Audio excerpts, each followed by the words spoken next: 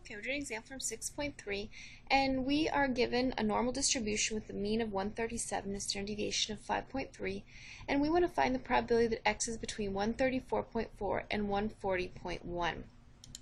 So you can see from our picture, we want this green area. Now to find this green area, that means we need to find this area and subtract them to get this middle green area.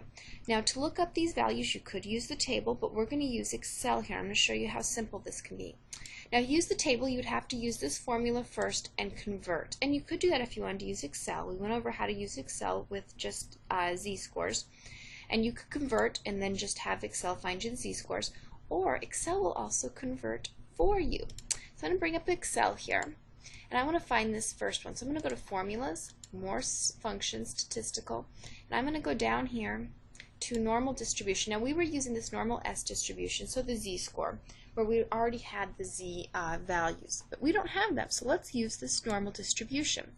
And we can put in what we have as is. 134.4 is our value. And then our mean is 137, our standard deviation is 5.3, and this is true. We want the cumulative one, and okay, because remember we're going all the way down, so that means cumulative. So this is the first value. Now to find the second value, we're going to do the same thing again, only I'm going to do it for the second value. And so I'm going to go here, and I'm going to do 130, nope, that's the one I just did, 140.1, 137, 5.3, true.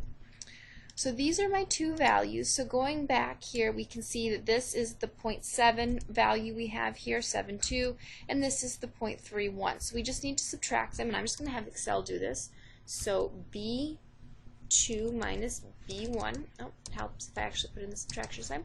So the area of the green area, what we were looking for, is 0.4088. So let's go back here, 0.4088, and that's the right answer.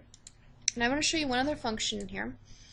And this, if you're just looking to convert, this will also just convert for you. If you go here to standardize down here, and you put in 134.4 and you put in the mean 137 and 5.3, this gives you the z-score. In other words, this just does the formula for you. So if for whatever reason you just want the z-score value of these, you can also find that out in Excel. So you could also do this two-step in Excel, standardize, so do the formula, and then put it in and just look up the z-score. But obviously it is the fastest to simply let it all do it in one step.